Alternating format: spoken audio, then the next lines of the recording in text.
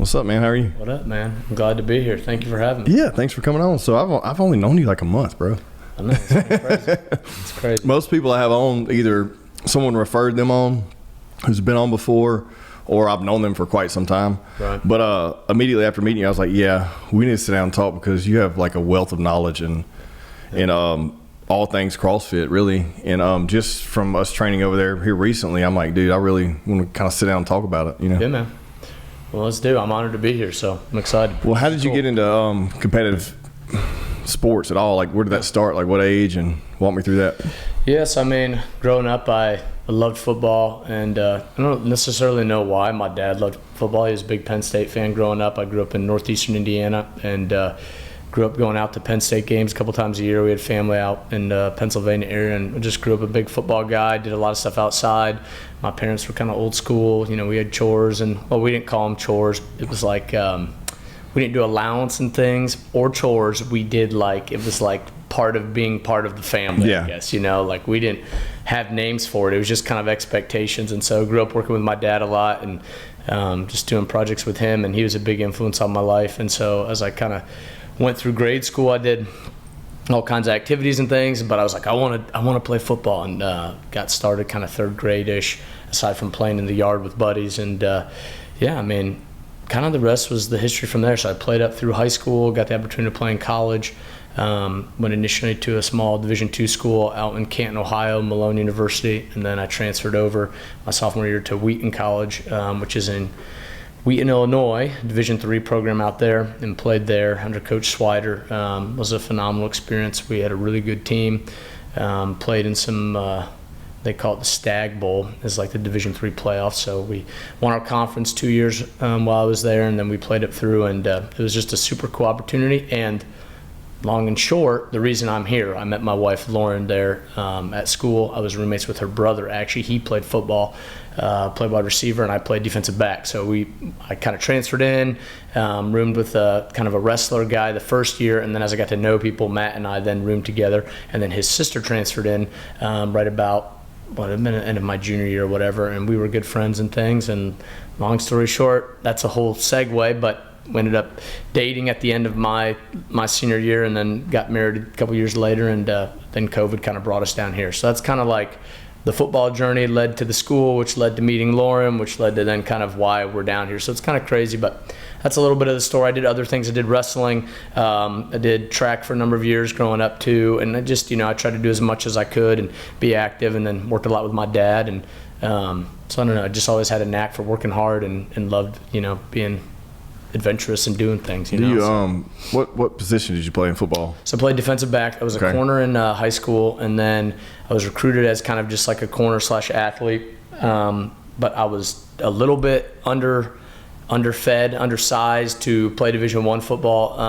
A lot of the schools had talked to me about playing safety, so I wasn't big enough. So they were like, well, we're going to take a chance and go, you're a little undersized. And then I also just wasn't fast enough. I was like a 4'6", 4'7"-ish guy, which is not slow. If anybody understands football, it's fast. But we live in a time where, physicality is important, but man, guys just are fast. There are some dudes that are just so talented. Even at the Division II and Division III level, we had some dudes that, we had Chicago Bears came out to our practices at Division III. We had NFL scouts come and look at guys, and we had a couple of my buddies go play on practice teams. Like, there are athletes everywhere. It's just all about who kind of gets developed and when, but I just wasn't big enough straight out the gate, and I didn't have the elite speed at about 170 pounds, so I kind of just fit in the middle. Yeah. So I ended up going Division II, had a great opportunity to go out there and play, and had a lot of fun, and then I kind of just felt like I needed to make a change, and so I transferred to Wheaton and played safety there, played corner some, kind of found my home on special teams, and played like packages sometimes at nickel, and that was a lot of fun. But I mean, it was a good team. I mean, both my teams had talented guys all across the board.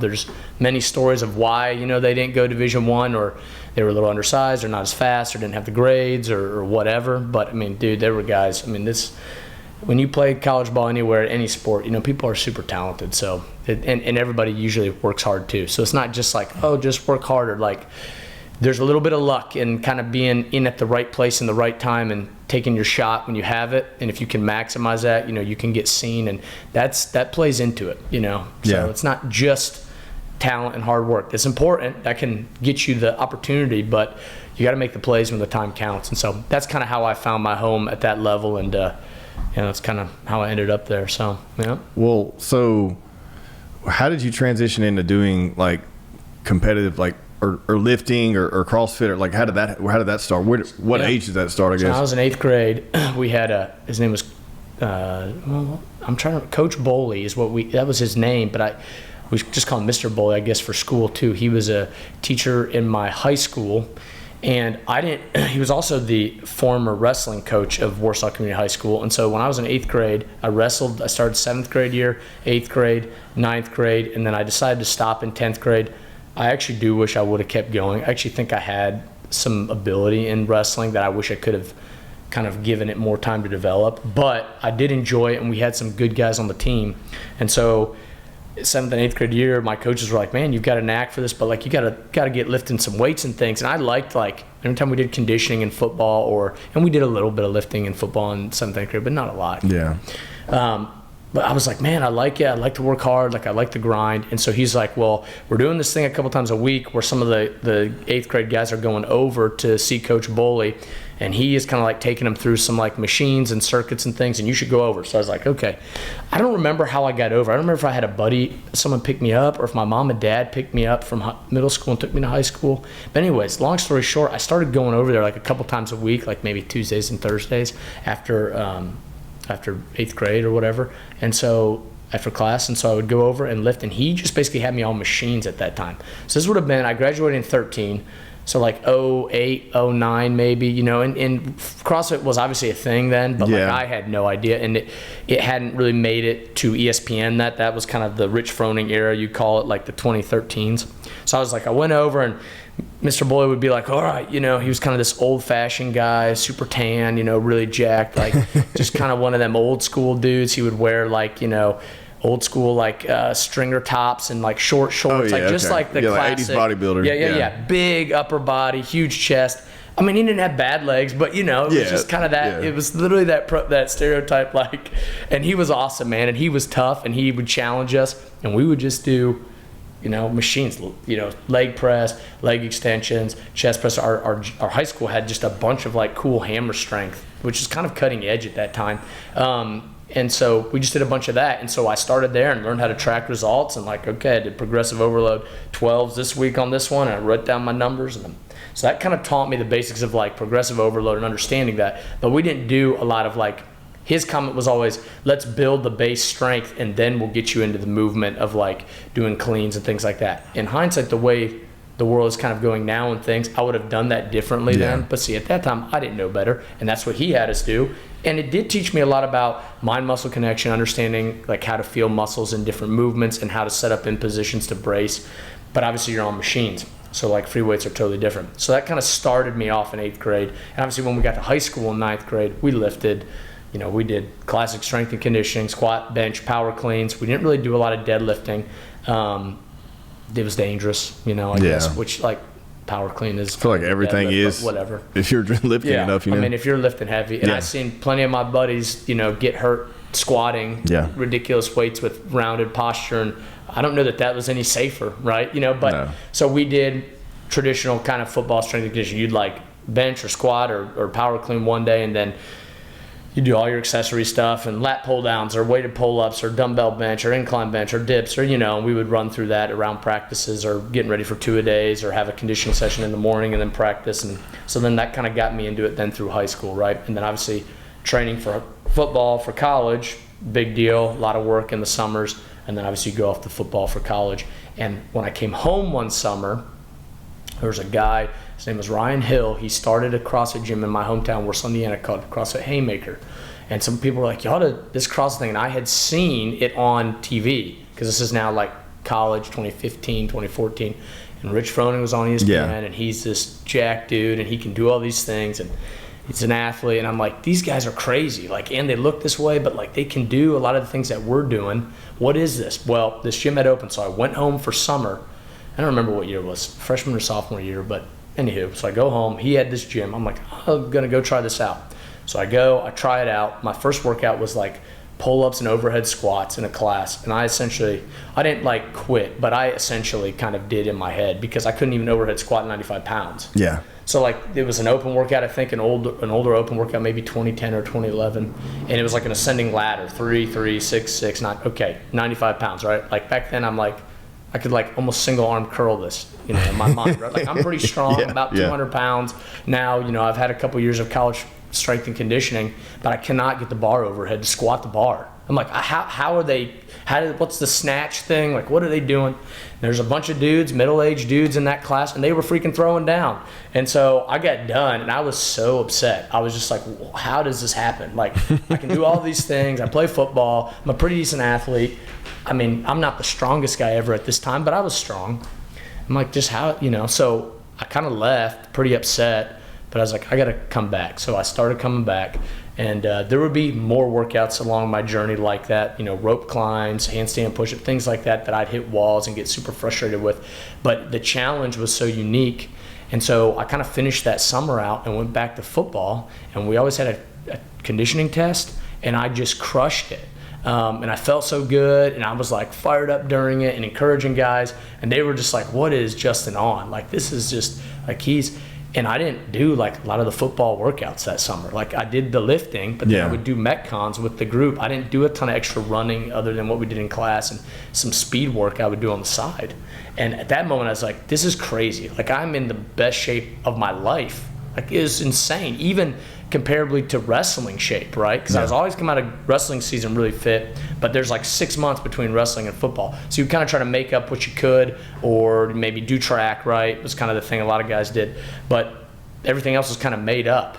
I'll do some running, or I'll go lift. But so anywho, so that kind of brought me into it. And at that moment, I was like, this is something that I need to do after football. Like, I'm going to do this. And the preceding summers, then I would go home and train. And there's a guy there who just won. It's been a year or two now, but his name's Brian Wong. He started training at that gym a year or so after I had kind of tried it. And he just won the 35 to 39 Masters CrossFit Games a couple years ago. Brian Wong is his name. And so Crazy. He trains at that gym. He went to regionals a number of times. We can get into CrossFit in that story, but he ended up becoming a really influential part of my life because every time I'd come home for summer for the next couple of years, I would jump in with 2.5 months with him at 5 a.m. That's when he worked out before work. And this dude was just an animal. He played college football at Rose-Hulman, small Division III school in Indiana, but he was like super strong, crazy fit.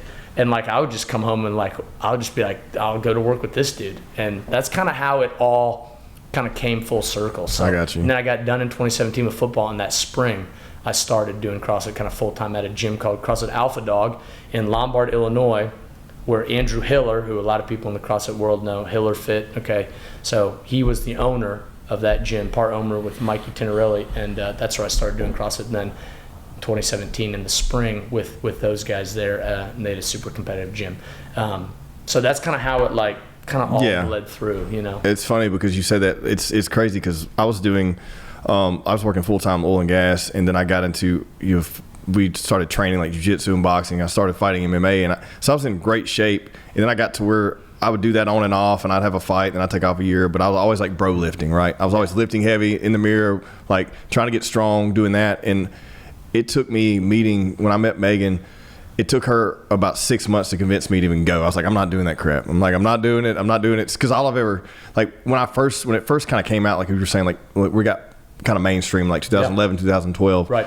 We were working out at Karate Mafia doing all of our fight training stuff in our fight camps, and I was cutting weights. And then we go next door to Pro 27, which was at that time technically wasn't CrossFit affiliated, but it was similar workouts. Kind of similar. So we were doing that alongside training camps, and I noticed how much better I got. But dude, I didn't realize how out of shape I'd gotten. Even once I had the last fight in like 2018, I still didn't have, like right now I say I'm the best shape I've ever been in, which is insane to me. And I've been through all of those camps and all of those procedures and all that stuff. But it took her like, I was just like, man, I'm not doing that crap. I'm gonna hurt myself and blah, blah, blah. I was just didn't want to do it. And I finally started going, with her, and man, and I was like you, dude, she get me out there for overhead squat, and I had to do like literally maybe like 95. I don't even think I could do 95. Like it was embarrassing, you know? No, it was. I mean, we never took in football, we didn't ever do a snatch. Yeah. Of course, like everything is really single plane, like you bench or you overhead press, but like even that I always was horrible at like a seated shoulder press. We didn't do it a ton, but if we did, I was like, I just suck at this, like pressing horizontal or vertically, I'm sorry. And so I didn't have like range, like flexion range on the back side of like the back end when you get the bar overhead and you really kind of reach behind. So I'm like trying to put it up there, and the bar, which is what we see a lot of beginner people now, is like way in front of you. Yeah. You're trying to like hold it and your head's behind the bar, and you're like, how does anybody do anything? It's What's crazy. the bars here, It's and crazy. so that was like a whole new world, and it's just so providential. I almost feel like God kind of, I don't know how his interaction always is in our lives, but sometimes I'm like, he sort of knew that was going to happen, because there could have been a lot of workouts we could have done, burpees. I don't know. I could do that with football and my wrestling background. Like I would have been able to do fine, Right. and I would have been, maybe wouldn't have beat a lot of those guys, but I could have at least kind of been in the crew. I think I might have been dead last in that class with a bunch of like lawyers and chiros and doctors, and they're like talking about going back to work, and they got little like beer bellies, and Yeah. I'm like there, like pretty peak fitness football player, and I can't even do like the round of nines. I think like 3, and I somehow got through the 6s in like singles or doubles or something, and then it's like, and I'm just watching these guys go, and I'm like, what in the freaking crap is going on? Like, how could I not do this? So yeah, it's amazing. Like, but that set it off. I had kind of 2 options. I could have left him like, that's stupid, but I was like, I got to be able to do that. Like, Yeah. how can them dudes do that? And then I started seeing it online, and I'm like, that's what this can do. And I was like, okay, this takes some serious. I need to really consider this. So It's insane too how it's evolved. Because I remember when Oh, it yeah. started, it was like, okay, but the level it's evolved to now. Because I remember doing those workouts way back then. It was like a simple Metcon. Just now the extremes everything has went to and how they've incorporated stuff. And you have like the high rock stuff going on now, which we're training for race for that. But like, it's I don't know. I think I've kind of lost the competitive. Like I don't have this is replacing my competitiveness where I can't really do like the fight thing anymore. So like I can do this now and challenge myself, and like I suck at everything, right? Until you get better, but there's always like a hole. And then you realize there's like, just coming to work out with you guys, there's like a couple small adjustments that That's right. I can make and have already gotten 100% better, which is insane to think about, but it's just having someone like you to sit there and watch and say, hey man, you need to do this, you need to move this way, you need to focus on this, like when did you decide to start coaching? yeah. So right at the end of 2017, or in spring of 17, I guess, I got into it, and we had a really competitive gym there.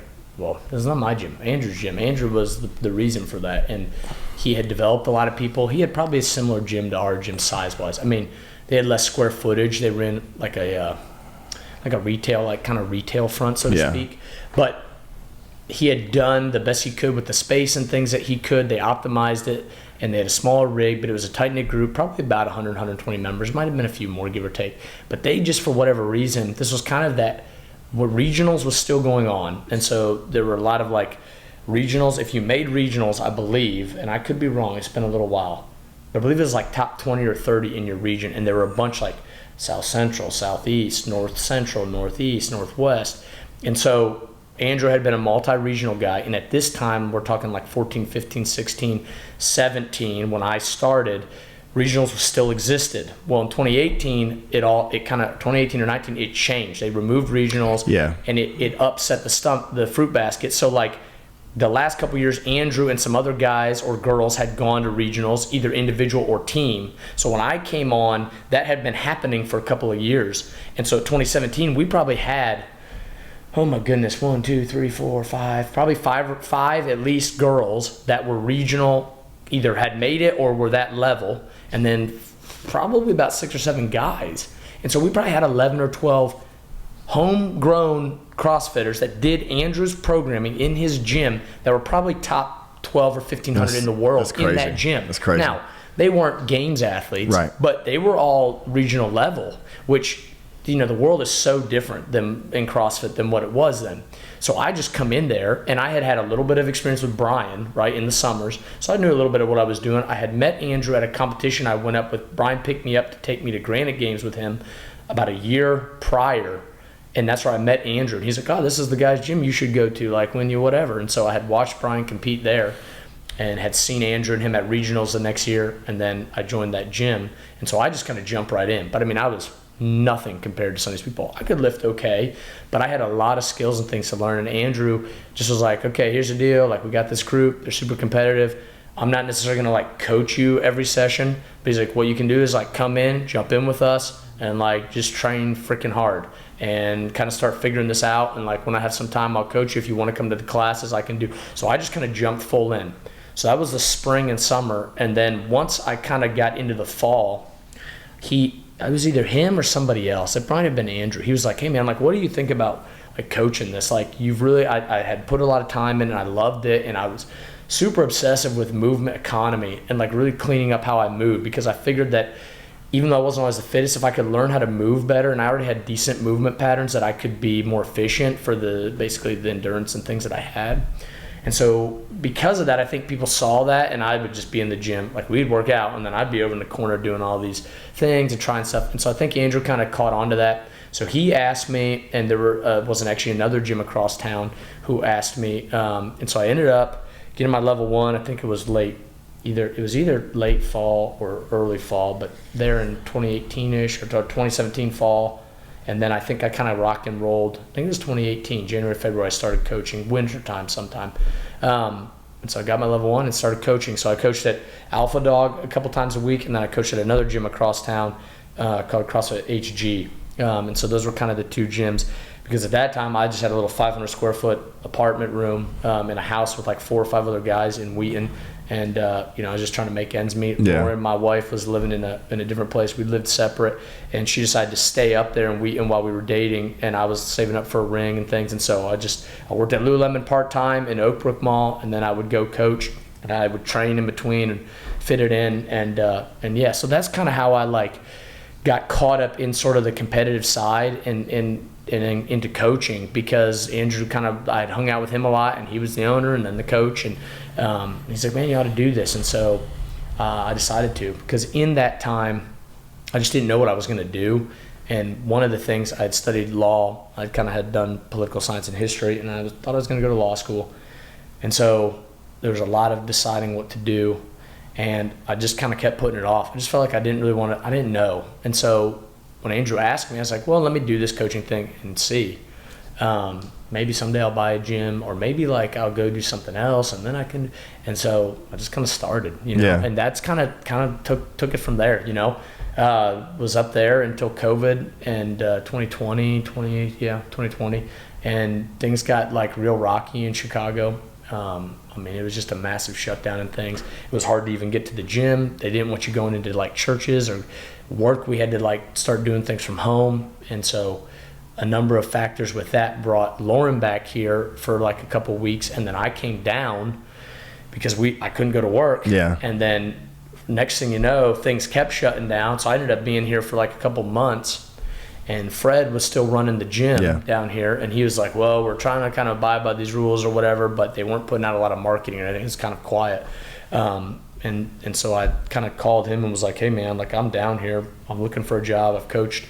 And this was in June of 2020, and he was like, yeah, come on, shadow me. And then kind of the rest was history. I ended up going up, packing our stuff up, moving down, saying bye to people, basically over emails or calls, because we couldn't meet. And we came down here and had bought a house, and I started coaching with Fred at CrossFit SBC, and that's kind of how I ended up then here out of all that. And like the Alpha Dog group, because of COVID and because of a lot of the changes in like 18, 19, kind of like disbanded. So it kind of like, it was weird. It like all built to this peak. Yeah. And then I started coaching, and all the CrossFit world kind of changed, and then COVID came, and then it just kind of like was like this. And then Andrew sold his shares and got out, and then it was just kind of like Alpha Dog's now no more. And it's just kind of crazy, because that was only 7 or 8 years ago, but that's kind of how I got into it. Andrew was a big part of that, and then then I just took off. I love the coaching element. In fact, almost sometimes as much as like doing it myself. And so, then Fred was like, you want to buy the gym? And we can talk about that. And then that's how I ended up kind of getting into that. Yeah, it transitions right into that. Because I've been familiar with the CrossFit community here because I've always had interactions with them where the stuff would cross over and multiple gyms have opened and closed and people have moved. You know, those guys originally, I believe, like Red River. Yeah. You know, they moved over there, like all that Yep. stuff. I've been in arm's length of all that for a long time, and like so I've been aware of all these people. And there's always like a tight knit group of individuals in Shreveport that are just kicking ass. Like you know, when it comes to like this area, I mean, and so you fell right in that bucket, and I guess just grabbed it by the horns, like. Yeah, and that's a crazy story. It's kind of all wild. So much of like how we're here is just pretty amazing because, yeah, I would have never thought growing up that I'd ever live in Louisiana. I mean, Yeah. I used to turn on Swamp People and be like, oh wow, they like ride these Piros and shoot them, you know, like I don't know, that's just what I thought. And so, I mean, obviously it's very naive of me, but I just didn't really know. And so even when I moved down here, I got buddies that will text me when we first did, and they're like, how's the swamp? And I'm like, there's not really any swamp. It's more like Texas than anything. But yeah, Fred had me come on out, and he was just like, come on. And so I started shadowing, kind of helping there. Davey was there. Davey's been a really essential part of CrossFit down here. And Cole was at that gym, I think had been there prior, now owner of No Ceilings, and but he had gone, I think, to do some firefighter work or whatever, or something kind of for a time. And but I knew that he had been around, and I had met them through interactions that summer, so this would have been 2020 or whatever. And yeah, I mean, I just started getting in there and getting to know people and coaching and doing what I could do. And so it was me and Davey coaching there at the beginning, and you know, we just kind of let it run. But yeah, I was like very new to that scene, and I didn't really know a lot of dynamics. And in a lot of ways, I still don't. I kind of stayed out of it a lot. But yeah, there was like Ex Nihilo. Yeah, there's a bunch of them. Yeah, and then I think there was even like CrossFit Bossier, maybe. Yeah, there's a Bossier Girl. Yeah, because that's where Megan was at before she went to CrossFit. Yeah. And so things, and then obviously CrossFit. Yeah. And them, and so. And then Sage, who's now in Minden, Mark. Shout out. You know, yeah. I mean, so lots of good gyms. And to be honest, I wish we had more. But we can talk more about that. But CrossFit is something that really is needed in our community and in Louisiana in general. We're really, I think recently, we were just listed as like the 48th or 49th most unhealthy state. Yeah. So like we need it. And people are like, well, how, you know, isn't it bad for business? I'm like, well, if we had 10 gyms and everybody had 500 people, we would still barely even hit like 1% of the population. Yeah, exactly. So it's less about like fighting over people who are already gyms and trying to find ways to figure out how we get people in, you know, and that might be a whole different conversation. But that's I just kind of jumped in and started coaching there, and I would train and, you know, just kind of go from there. And then, oh man, a year or two into that, it had been 21, end of 21, Fred was talking about potentially selling, and then there was kind of like the sale was up in the air, and I had to go through a process of trying to figure out how to buy a gym. I'm like, I have no clue how to do this, but I just started having conversations with people, and my dad was a big part of that, and a couple other mentors I've, you know, made along the way, and we ended up buying the gym, and it's almost coming up on 4 years, so 22, right? I think 22 April, from Fred, and they moved up to Bentonville area, Arkansas, and not soon after Cole then went and started No Ceilings. So I mean, yeah, that they actually, I think same year as me, maybe. And so that was kind of the impetus of those sort of, you know, our gym has continued on. It's been here for a while, but sort of maybe we kind of rebranded and whatever kind of that, and then they started that one, and Mark soon moved to Minden. So, you know, the scene has really kind of shifted the last number of years, but yeah, that's kind of how it kind of all came to that. I would have, when I first started coaching from Andrew, I was like, I think it'd be cool to own a gym, or maybe take that investment money that I would have put towards maybe some debt in going to law school and use that to buy a gym or whatever, you know, and invest it that way. And I could always come back. But I didn't know that I was going to be doing that at like 26, 27. You know, I thought that might be a later down the road thing. But, you know, it happened when it happened, and I decided to make a move on it. You know, and so, because I was like, what else am I going to, it's kind of the same situation with coaching. I was like, what else am I going to do? I'm like, I guess I can go back to school. I don't really want to do that. I don't want to go work a 9 to 5. So, I mean, I guess I don't know anything about owning a business. I mean, I can coach well, and I guess I'll bet on myself that I can get people to come. So here we are. Are you still like, do you have the competitive, like, are you still doing any competitions at all? Because we hadn't talked about this much, but like, are you doing any, or are you kind of like focused on coaching now, or what? Well, and I may get emotional. It's hard for me, but 3 years ago, so the same year, 2022, we bought the gym in April. We had my first son, Judah, it would be August 29th. At that time, I had missed qualifying for what they called semifinals the last 2 years in a row. So they did what they're doing again this coming year, quarterfinals after the Open, and you had to qualify like a certain number, and then they went to semifinals. Right. So I had been training hard, and I had a coach a number of years, and he stayed with me actually. Then we just did it remotely during COVID and things, and so I got to the end of whatever that year would be, the year before 2022, 2021, and came out of quarterfinals and missed, and I was just like pretty beat up about it. The year prior, I was close. The next year, I was even closer, and I don't remember how many spots, but I still was caught out. And, they always move the goalposts. So it was just getting really frustrating because the year prior, I think I would have made it in the time in the placing I was in 2021, but then they had moved it. So, and that's okay. That's part of it. But at that time, I was really upset about that. Laura and I she was in school. I was training a lot and just coaching. Okay, I hadn't bought the gym. I was kind of talking to Fred about it. And I didn't know if I was going to kind of hang that hat up or not. I decided I was like, we're going to go again. Like, why not? I don't have anything else to do right now. I may be buying this gym, maybe not. That was kind of all happening through the spring, fall of 21. And so I had to build up in that year, 2022. Like I said, I bought the gym, so that brings us to mid-year. I missed again, but I was close. And it was a really good year, and I had a lot of fire back. And for whatever reason, I was like, okay, I might have a shot, actually. So I pushed really hard through the summer. We did some things with my coach I hadn't tried before, just some different progressions. We tried working on a lot of I pulled back a lot of my conditioning work, focused a lot on strength and a lot of strongman things to try to basically beef up my midline a little more to see if that was kind of a weakness between some of my lifts and why there were discrepancies on things. And so then we had my son, and then it was like, okay, we're getting ready for 2023 Open. And so I went out and I qualified for a big competition called Crash Crucible. Guy by the name of J.R. Howell puts on every year. It's coming up here, and the broadcaster just released the other night, and they're freaking awesome. He's an incredible programmer, and we're going to do some of them at CrossFit SBC, so you'll get to try them out. Nice. They're awesome, and he's the man. So I went out and did this comp, and it was a big comp, 3-day comp, Friday, Saturday, Sunday. I traveled out by myself, and there were just some huge names. I mean, lots of names. One of Luke Parker, who ended up going to the games at year one that year. But there were, I think, 5 games athletes who had qualified before, and then 6 or 7 who were right on the bubble out of semifinals. And everybody else is a semifinals or just missed it. So I squeaked in by the skin of my teeth. I think I was 1 spot out of the qualifier or whatever, and someone either got dinged or didn't accept, and so I got in. So I got to this comp. The workouts were just insane. Things I had never done, heavy ropes into long handstand walks with obstacles into heavy, just things that you can't really replicate. Pegboards in a competition with 135-pound overhead squats, which now I can do, right?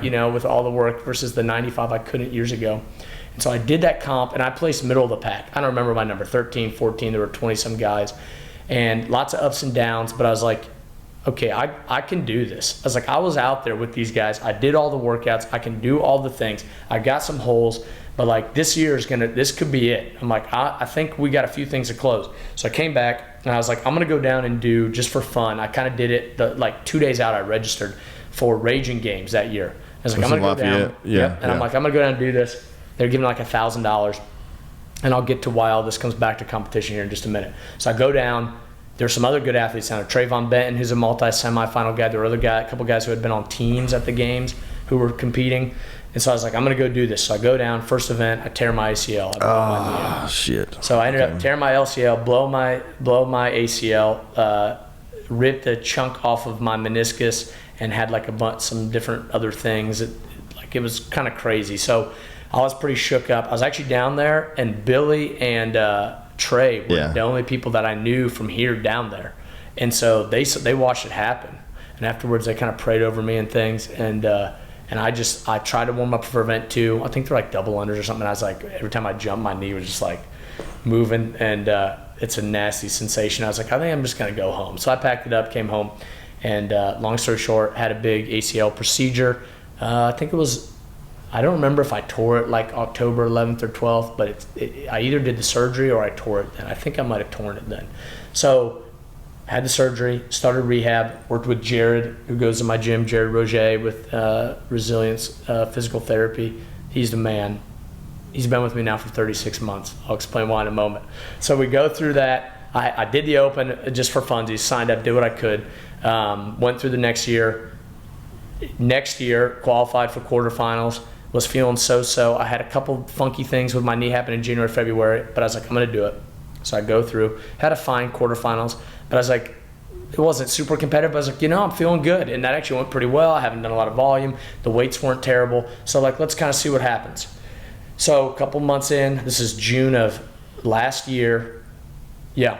So June of last year, I'm like 18 or 20 months out from surgery, and all these dates sometimes get fogged, but I'm basically a year and almost a half out. Yeah. My knee blows up while I'm training for this competition called Metcon Rush. So I messaged these guys online. They were like, it's invite only. And I was like, hey, this is what I've done. I'd love to get back on the floor. I've been out. I had an ACL tear, but I'm fit to compete if you guys will have me. And they're like, yeah, come on. So this is an elite only competition. Well, they have other levels, but the elite was invite only. So I sent them my placements, and they're like, come on. So I'm getting ready for that in like July. And so mid-June, my knee just like one day I wake up and it is just massive. Like, as big as if I tore my ACL. And I told her, I said, I don't have a lot of pain, but like something's weird. A couple weeks go by. Dr. Barton had just joined our gym about a month ago.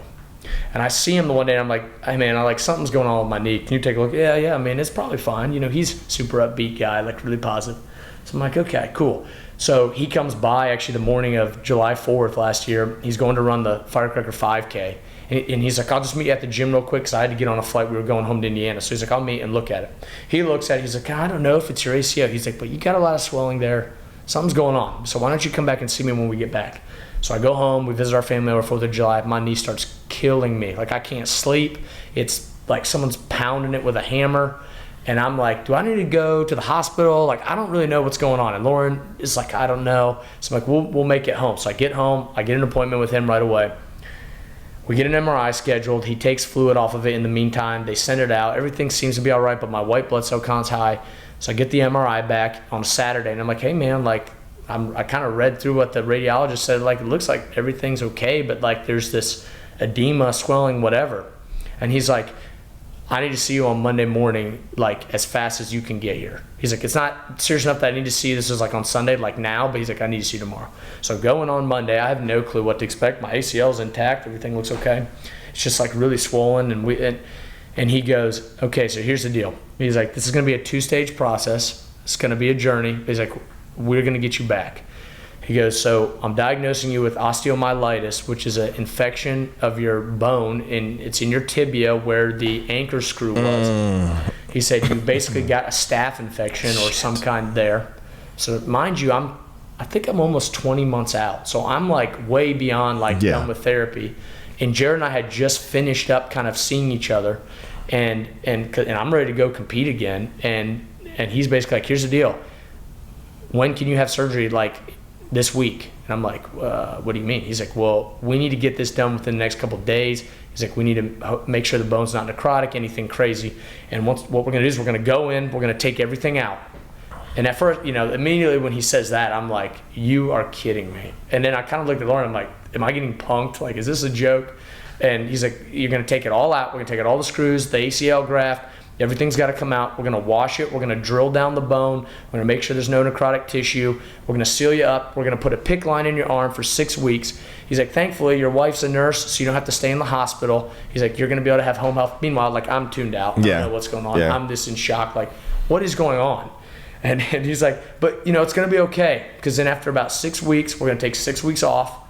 And I'm running timelines in my head like, are you kidding me? My wife's due with our second baby in October. And I'm just like, what? And he's like, and then we're going to go in, and if everything looks good, we're going to put your ACL back in, and you're going to be rocking and rolling again. And I'm like, I just got done with ACL rehab. And so long story short, here we go. We leave there, and I was just kind of in a just stupor. And we go into Willis-Knighton on Friday. We do the surgery. They take everything out. I get a PICC line put in. I'm on these really intense antibiotics every night, okay?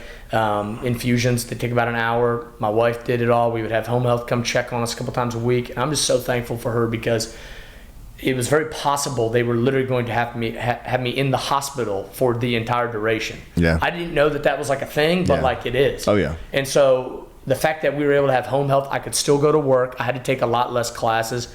And I'm really thankful we had staff to do that. That was just like providential.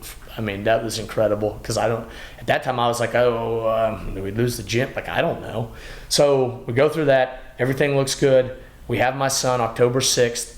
MRI results come back the same day from my second MRI. And he texted me like hours before we had Cohen. He's like, your knee looks good, man. We're ready to roll. You let me know when you want to do surgery. Congrats on the baby, Go enjoy this time, and then like we'll get back to it. So 4 or 5 weeks later, we go, boom, all right, let's do it. We do the ACL. He does a couple other things because I guess I had some injury, other things kind of happen.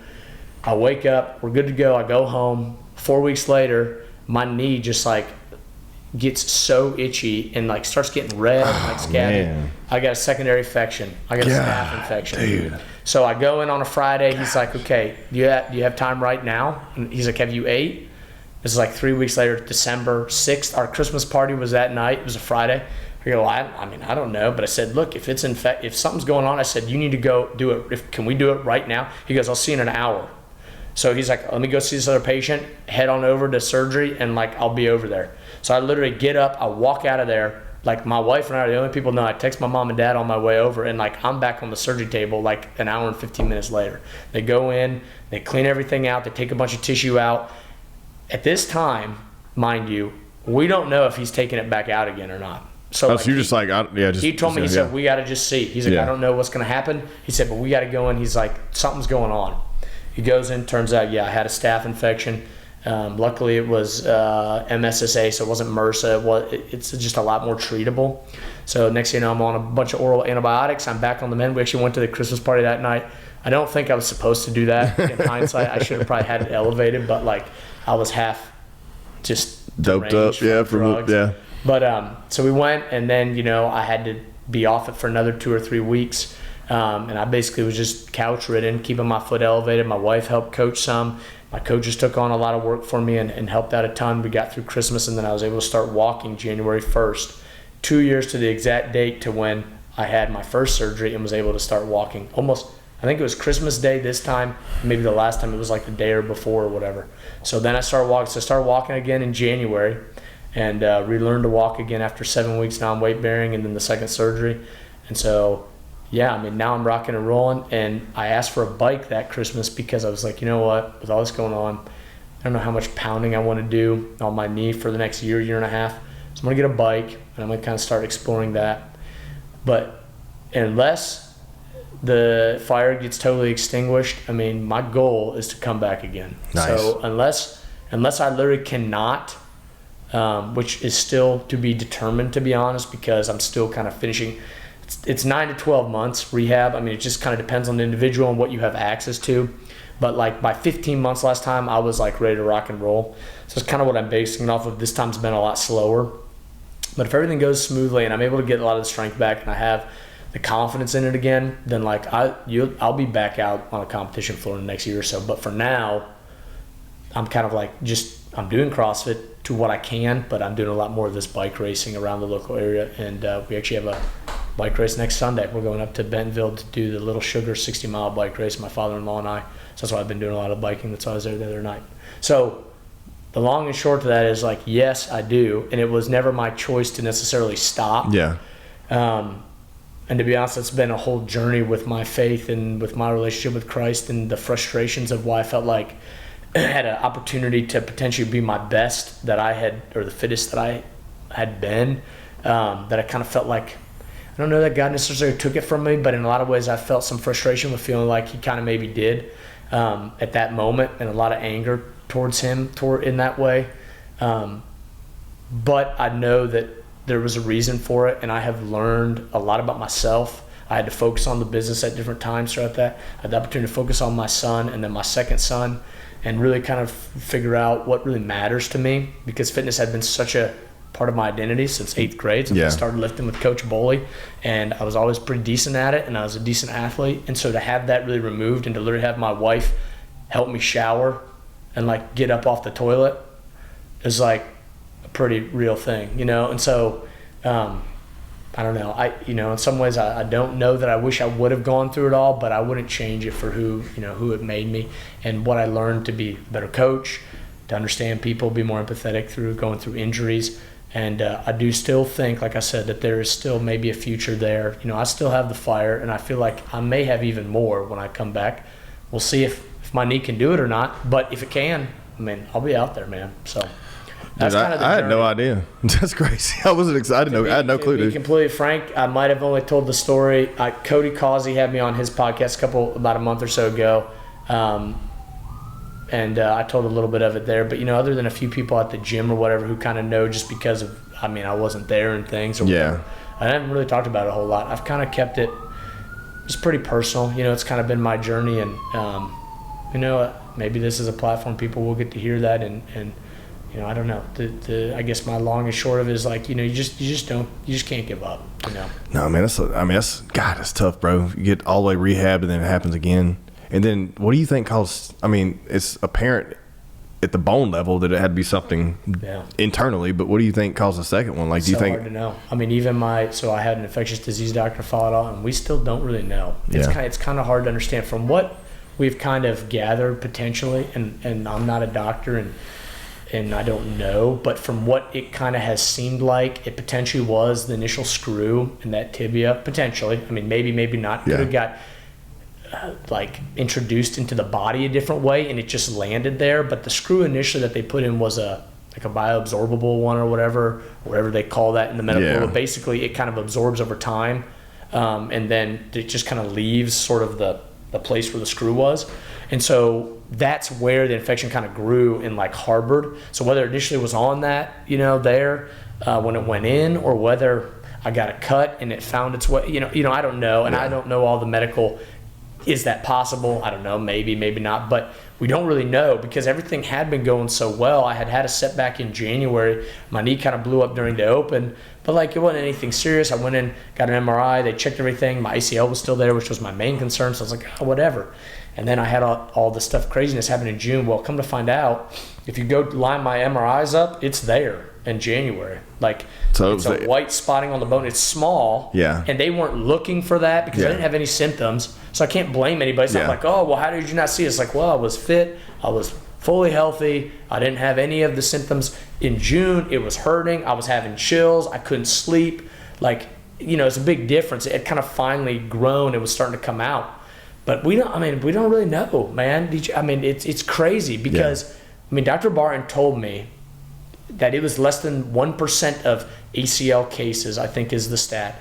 Not all cases, but of most ACL cases or whatever, that happens. Or in other words, very, very, very small. Most people, you don't really have a lot of risk of infection. It's really do you rehab too quick or do something and you pop it? Yeah. Right? So, it's just a very small, especially, and I'll add on, 20 months out.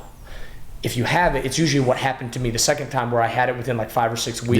Yeah. You're you've got crazy redness coming out of your skin, like cellulitis. Then we just go in and we take care of it.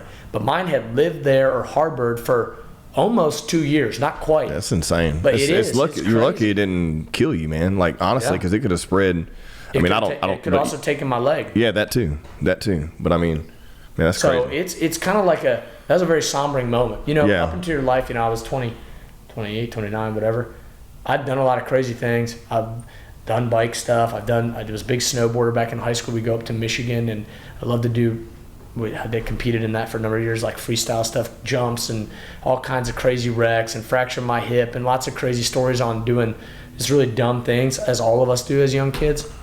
But I never had a feeling of I don't know if people call it a God complex, where or you're just the man, that. I wasn't kind of invincible. Mm-hmm. You see guys go down and dudes get hurt, and I had football bang-ups, but I had been pretty much unscathed through my football career, other than concussions and some shoulder things. And so I kind of was it's probably never going to happen in CrossFit, And so then I tore that knee at the competition doing hang cleans. I was rebounding the bar, and I just caught it wrong, and it basically just who knows really what happened, but it exploded. But so then to do all that, and that kind of hit my ego, which is probably good for me, right? Like I'm not invincible, but then to like have the infection to the point where someone's like, hey dude, like this is like kind of an emergency. Like this isn't just like, oh, can you get your knee back? It's like, this is a health, or Yeah. like maybe if it was really bad, loss of your leg. Yeah. Luckily none of that, there was no necrotic tissue, like it was good. But like when you're first bringing this up, he doesn't really know because he's not in there. Yeah. So we're kind of just like, well, we got to go in and get this thing out. And it ended up being okay. It wasn't too far along. But I mean, it's just kind of like super sombering. I went home and I'm sitting there like, don't look it up on Google because it's like, osteomyelitis can lead to leg amputation. And yeah. you're just like, I'm Yeah. about to be like, what? No. Yeah. You know, this is not happening to me, you know? But it did. I had to walk through it, you know? And so far, so good. I mean, I got off the antibiotics in May, and so far, nothing crazy. I did have like a blow up about 2 weeks ago, so my knee's been swollen. I've had to kind of chill out. Is that But just I from think overwork? I think so. Yeah. We don't know, but I went and saw Dr. Barton last week, and I'm still working with Jared, obviously. Freaking shout out to that dude. He's been doing physical therapy with me now for almost 3 years. Because basically I had just finished, we took like a couple months off, and then we started prehabbing for my next surgery once Yeah. they took the ACL out. So like that dude has been like we're pretty close now. We see each other every Tuesday and Thursday at 7 a.m. You know, I know Jared pretty good, but Jared's worked at it, done some clinical testing. Doc has. We drew some fluid the other week. Everything seems to be okay. So I mean, I'm not going to go for an MRI or anything right now unless things get really intense. I just really want to kind of focus on doing what I can do on the knee and then going and doing this race. Yeah. And then the reality is if I did injure something or whatever, it ain't going to change by next week. And if it's an infection, you still got to kind of wait and let things develop anyway. So I don't have any other of the symptoms. So I think right now, I mean, it was just probably an overdone it thing. You know? Yeah. But Yeah, obviously, you're in getting the wall back of balls your the other head, day. You know, I was like, it messes with you. So Yeah. I mean, look, at some point you got to push it. yeah, you got to do it. You know? You got to see where you're at. I mean, you can't right. go kill yourself, but at the same time, like you got to, dude. It took me. I detached my pec tendon. I was probably 23, which has been like 12 years ago. But like that was a year.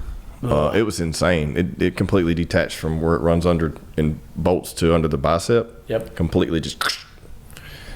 I'm talking about, and they had to do cadaver tissue and put it all back and pin it. Dude, just like that's the worst one I've had a bunch of other ones, but that's the worst one. That's and gnarly. dude, it was it's humbling. It is. When you can't even lift a 5-pound dumbbell. You know what I Yeah. mean? Like, dude, it took like a year. But yeah. Anyways, I don't. This is way worse. Like, Well, every this is injury insane. is a big deal. well, so it's to an individual because it takes everything. Like I was mid-weight cut about to fight, probably the biggest fight I've ever was going to fight, Right. and then that was over with, you know. And then I just kind of there's loss teetered off there. from there, and then started doing other stuff. But like, no, but it's crazy because each individual has a story, especially if it's a serious one that it always happens like in the course of a training, you know, whether it be 8 weeks out from something or whatever, prepping, like whether it be competition or, you know, whatever, or Well, fight. people ask me like, oh, well, like, yeah, cross is dangerous. Like, you got it. I'm like, no, Well, it actually had nothing to do with. that's my next thing to bring up is like, what are your comments? Because we've talked about this a lot. Like me and Tom talked about it a couple times. Like the comments of, I've seen the journey of people. I've seen the weight loss journeys of people. I've seen just what it's done mentally for people that are friends of mine that work out with us. Like I've seen great positive results and none involved injury at all. You know what I mean? But I think it's just a matter of like setting ego aside and just learning the movements and doing the functionality of it. Not the competition is a completely different thing. Like you're going out there potentially going to hurt yourself because you're going to push it 110%. But like when you're training, you shouldn't be pushing it that hard. But what are your thoughts on that? Yeah. Well, I mean, first off, like the sport as what we see on TV or what people are going out there and doing is exactly as you said, is a totally different thing, right? And I think for a while when I first got hurt, I was like, dog, like maybe the sport, like maybe I don't need it, like I shouldn't have done the sport or maybe, but you know what? In hindsight, I have like no regrets about it. I was doing what I love to do. I was doing what set my soul on fire, and I wouldn't have it any other way, you know, and it sucks.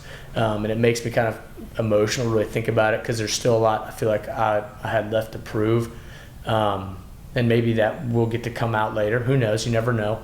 But I wouldn't change it. And it was worth every risk. And when I went and did crash, we climbed these pegboards and like there was a gal that fell from the top and we had like a crash pad and she shattered her ankle right there in front of all of us. And they came in and they ambulanced her out, and we went on.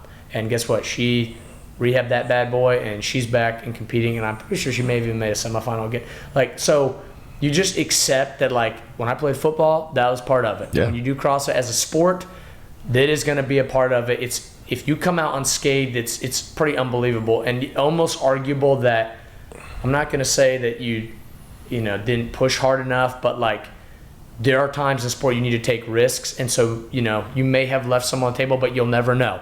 And not that I'm saying everybody that does sport needs to get hurt, but like, if you go listen to Rich and some of these guys who were living at the edge of a sport, they're just really trash. But that is not necessarily what CrossFit is, right?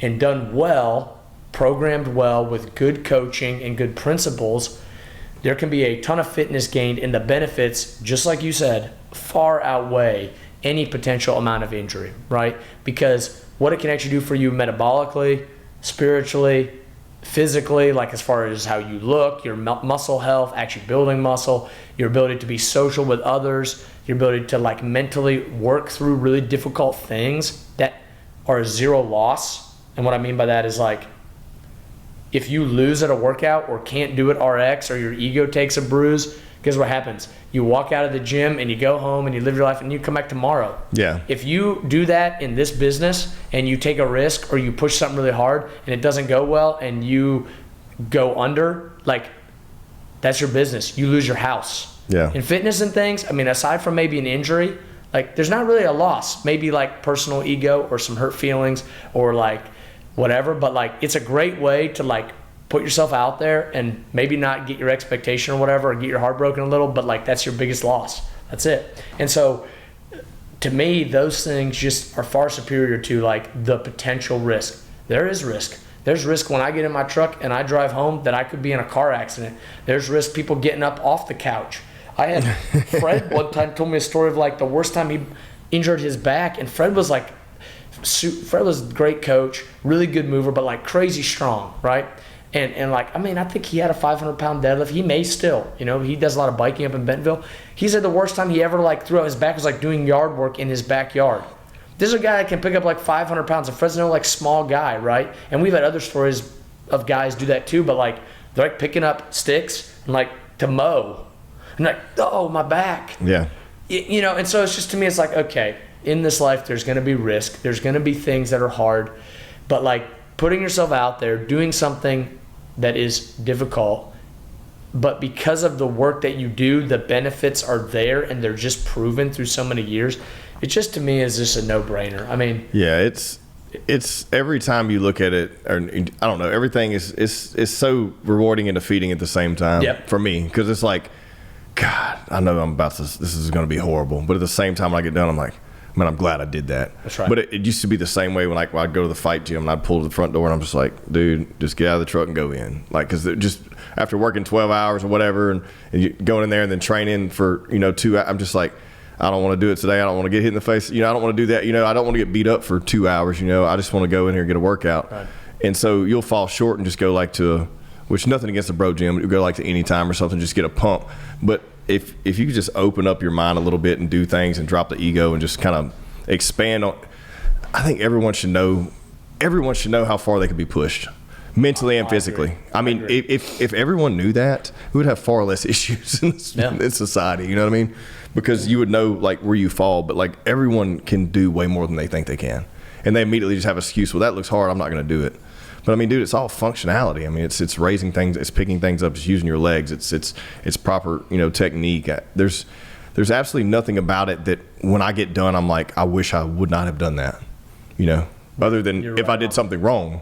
That's right. Then I'm like, well, I know which way to do it next time. And that's one of the easiest ways to like that I make we'll call it a sale or like a push for somebody new coming in is exactly as you described. That's kind of like what I take them through. Like, hey, you finish a long day, exercise is important, so you're going to go work out somewhere.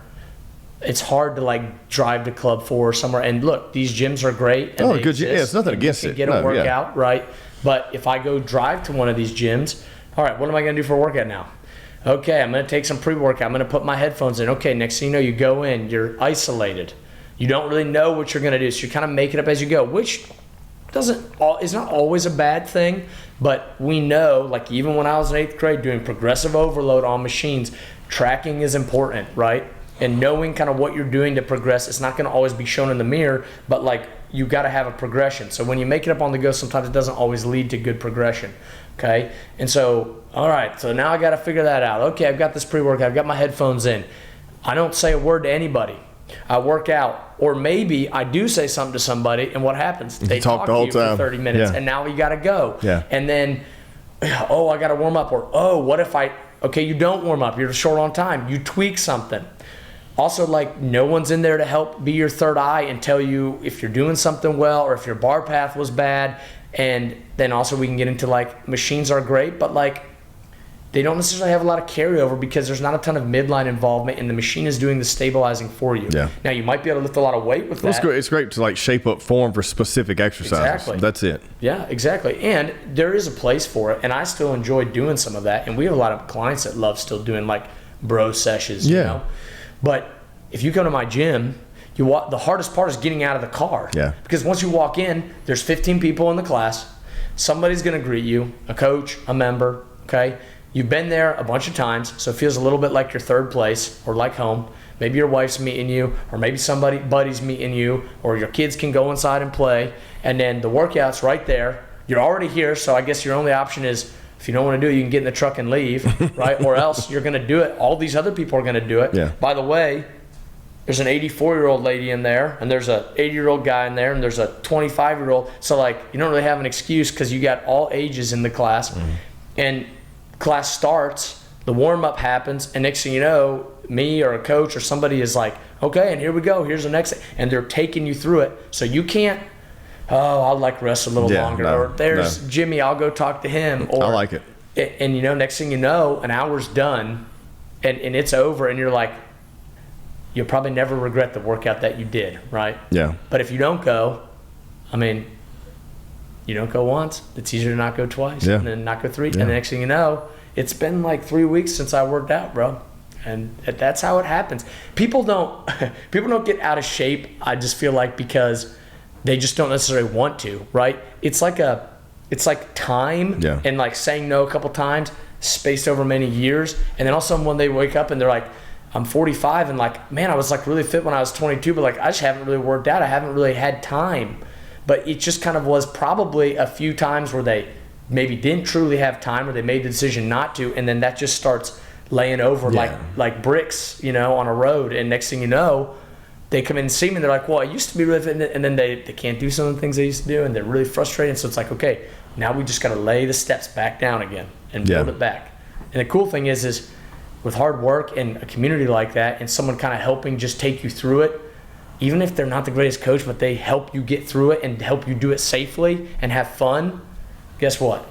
Over time, man, you're going to see results. Oh yeah, I mean, that's why I like, since we've been coming there, because we've had a collective group of people that we kind of formed our own little class, but there's no one there helping us along the way, or or saying this movement's wrong, or keeping us on track and making sure we're hitting the times, and also just like all those variants, whereas like you said, having a structured program and someone to hold you accountable, because getting together and working out is not a problem. We'll push ourselves and kill ourselves, but at the same time, you got to have a goal and some sort of structure, and you should be always trying to get better. I mean, we've been doing Mayhem now for a solid 2 years. Had I been doing it with someone watching me the entire time, I would probably be advanced 4 years by now. You know what I mean? Absolutely. And and it just is what it is. But now I'm the busiest person in the world, and I don't have time thing does not fly with me, because like even if I miss a morning workout there, I'm hitting one in the evening. Like I'm trying to get 2 a day now, Yeah. But if I miss one completely, like today, I'm gonna do this morning I already cold plunged, sauna, push-ups, sit-ups, air squats. Like I'm doing something, because if I don't, like mentally, I'm just in a battle with myself saying, why did you not do that? That's absolutely stupid. You know what I mean? So that's where I'm at. But there's a lot of days where I don't want to, and I'll come up with an excuse. But I feel like especially if you have a group of people working out all the time, like we were in a text thread or talking or hanging out, like there's always one person out of 5 or 6 that don't want to do it that day. And then something's said, or you show up, you think you don't want to do it, you get there, and then next thing you know, you're like, dude, I'm so glad I came. You know what I mean? Oh yeah, he doesn't want to do that because he's not good at handstand push-ups. Yeah. Or some comment like that. Yeah. No, it's good. And that's the other thing. And I maybe didn't stress this much at all, but you could add it to like, you know, the importance of CrossFit and maybe the benefits versus, you know, other fitness programs, or versus like but injury is like the challenge. The injury is a big thing because you still, like, I'm sure you still did something. Right. That's right. Like when I detached that pec tendon, I just did legs 3 times a week.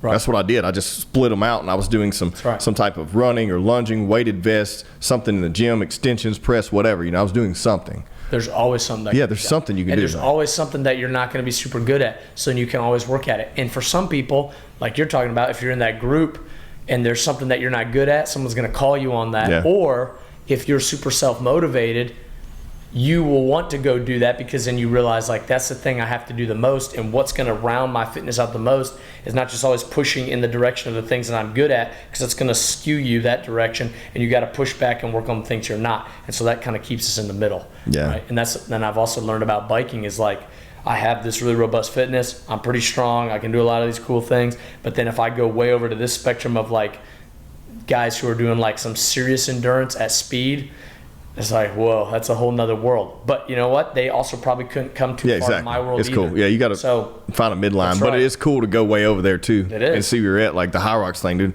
Horrible. Horrible. But it felt great to do it. Yeah. It felt great to finish. You know? It was absolutely horrible. Like this is not my forte is not running. You know, like we did that hill when you were doing the bike race the other day, we did the run. It was hard. I got it done like 30 minutes. I felt good about it. You know what I mean? For me, I'm a big guy, you know, like not a runner, but like it still feels good to do something. Now, am I going to do that all the time? No, but it feels good to like know that that's something I can throw in there every now and then just to humble me or just make me feel like, oh, I can do that. Yeah, seeking discomfort. Yeah. Right? Going out and finding something that challenges you. And you don't have to do it every day, but it's like kind of like we were talking about in that gym. Like finding some like crazy challenges that we want to do. Like I need to. Oh, dude, we need to. My knee's good. We need to go out. I need to go do this stair thing. Dude, I hope you can, but I would not. Now that I know that, I'm like, dude, your knee needs to be 100%. Yeah, but and we need to do We need to do like the 1,000 burpees. The Outlast, we're gonna do that. We signed up for it. Man, I would love to do it, but you're not there yet. I'm not there yet. Dude, because if I'm feeling it, my knees still because I've never ran down such a steep incline as a race. Like I could probably handle it going slow, but like. Yeah, I'm feeling it in my knees today still a little bit. You know, not bad, but we did some box step-up work yesterday in like our strength part of the Mayhem, and I felt it in my knees. I was like, you know. Mm-hmm. But, yeah, that stuff is... Yeah, it'd be awesome. We got a good group, I think, that may go over. That's a freaking cool idea. I've always wanted to do one of those. I think that one is perfect. Like 6 hours isn't too horrible, but I do think it's going to be hard. I think like how far did y'all run the other day? It was 2.7, so right under a 5K, right? So it's supposed to be. It took you how long? 30 minutes. So Megan was 24, Billy was 22, I was 30. We had the kids. I probably could have got about 28, I think. If I was, so it's all of about 25 to 30 minutes of running. Right. You get about 30 minutes rest, and then you go again. But I don't think you're going to go that fast. I think strategy for me is go like 45. Yeah, and then chill 15. Quick chill, and then go. Because like just like the stair thing, once you get that like you're doing it every hour, you're 20 minutes. Every 20 minutes you do it. Well, you do get after like however many you get a 20-minute break. Well, that's the worst thing because you sit still for a second and do your legs start cramping and stuff. So like. I'm scared to sit still too long. Like these people are knocking out in 30 minutes and then sitting still 30 minutes. You know, but also I don't know if that's 18 miles. I don't know how I'm going to fare on that, but we'll see. Yeah, we'll see. And there's some steep inclines. Well, you rode it, so. Yeah. That's awesome. It's fun to ride. Yeah. Well, dude, let's wrap this thing up, man. Is there any last things you like, any shout outs or anything, or any plugs or anything like that? No, I mean, I guess I'd be curious, you know, you've been in the scene a lot and done a lot of things. And I know you talked a little bit about, you know, your experience in fitness and a lot of things, but what has been like the experience like coming over to CrossFit SBC been like, and that experience for you? Dude, I love it. And things like that. Well, for one, I love it for my wife because she has where we're at, she just has no one to push her, like in her category. Like she beats all of us. Dudes, you know what I mean? At all of these Metcons and all these workouts. Sometimes she may not win on the running part, but everything else she's beating everybody. Right. And so the number one thing is her finding somewhere where she can compete against someone on a leaderboard, and there's constantly she's battling between people and stuff. That's good for her, but it's also pushing her better and make her a better athlete because one, she needs someone like eyes like you to watch them. And for me, it's like I know I've been lackadaisical on like I hadn't got my muscle ups yet because I really just hadn't had a reason to push myself because I'm just trying to do these workouts and hang out. Like I I don't do it to push myself as much as I do it for fun, but being there now for me is kind of reigniting my competitive, because my competitive edge is like, it comes and goes, you know, and as it should with most people. Right, but it's kind of reigniting a little bit, which makes me want to push myself more. So that makes me happy, you know, and we could do it together and talk crap, and there's like a leaderboard so you can look and see where you're at, you know, which for me, it's not ego. It's more like, what's my capabilities? Okay, I see, like I look at that leaderboard and say, okay, well, I fell short because I suck at this. That's what I need to work on, right? Like strength's not a problem. Like I'm going to try to outlift everybody all the time, but hopefully now these days I'm out trying to outlift them with, like, we did that workout the other day with, oh, you weren't there. It was 2 days ago. It was the lunges. No, it was snatch workout. Oh yeah. So we did that. Snatch and then you chipper. Yeah. And so the snatch, like I was coming out too far, you know, and he was telling me, hey, you're coming out too far. And I was like, I didn't realize I was. I knew I was, but like it's the heavier I went, I was like loading up my hips to get that weight up. And so I had to pull it back down and go like to 185. I couldn't hit like 205 that day, you know, because I was learning correctly to stay straight, like stuff like that. Dude, I would have never heard that, never gotten anything out of it. Or Megan will tell me that, but we're mid working out stuff and I'm not paying attention, and you know.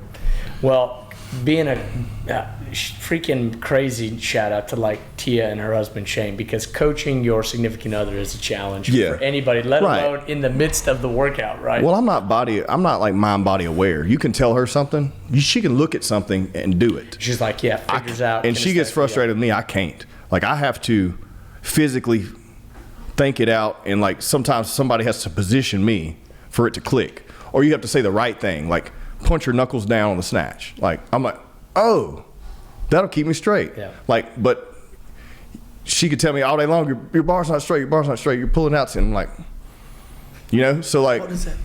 Yeah, it's just one of those things, man. It's done a lot. So yeah, I'm excited. I'm excited to be over there with you guys, and it's cool where we can still get working with you guys and still work out with our, you know, headbanging crew and do our stuff, and then all the while training for these competitions coming up. So.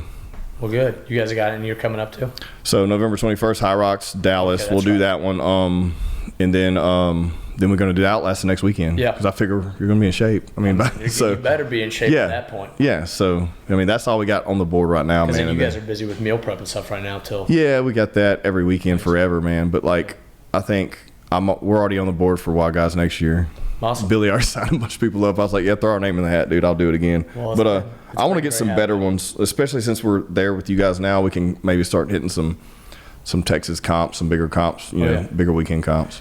Well, and I'd love to do more of it. You know, I know before I ever got here, there were a lot of, well, not a lot, but there was like a group of them there apparently that, you know, were fairly competitive. This is before I ever got there.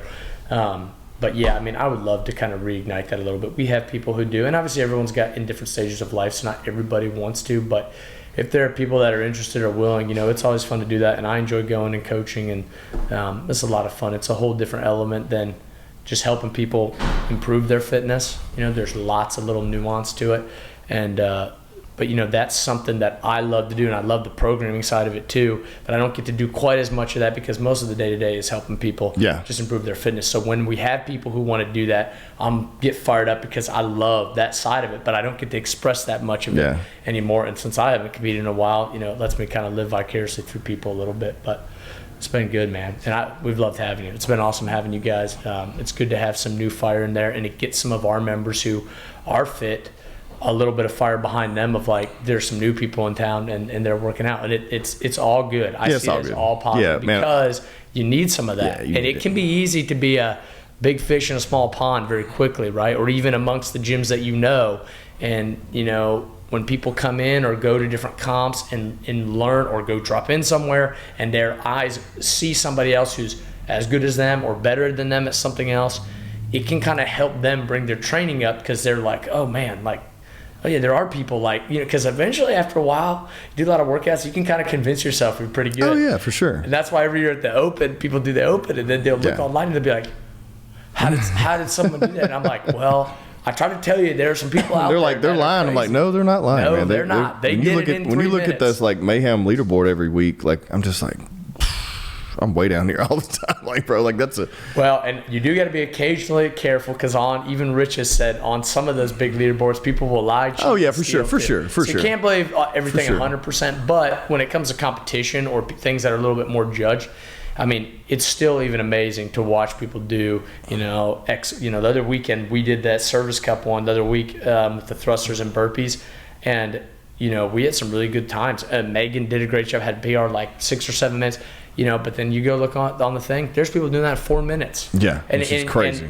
And there's not just like one. There's like 20 scores like so that. they didn't lie. Not Yeah. all of those people Yeah. probably were being dishonest. So and so that's just like, it's good to have that reminder. Like, I'm getting fit. I am getting better. There are other people in this gym who are also really fit and getting better. But we're also like all trying to go against like this massive population of people out there. Yeah. And man, it's so fun. and all the That side while, is so if anybody's coming there and working out and doing a WOD, they're in the top 1%. of people in population. general. Yeah. That's By a the whole way, nother if you thing. go to Kroger, there ain't going to be a lot of people doing 90 toes to bar and No. push-ups and carrying weights or whatever like we did in class. No. At Kroger. So absolutely, that's for dang sure. Yeah. So that's the coolest part too. Is like, hey y'all, oh well, I scaled or I got last in the class. All right, let's go grab anybody, and I challenge anybody from any other style gym. Yeah. Just come to our gym sometime. You can come all week for free. I'm serious. I'll put it on this thing. If you want to come to Cross SBC, come for a week. I'll let you come for free.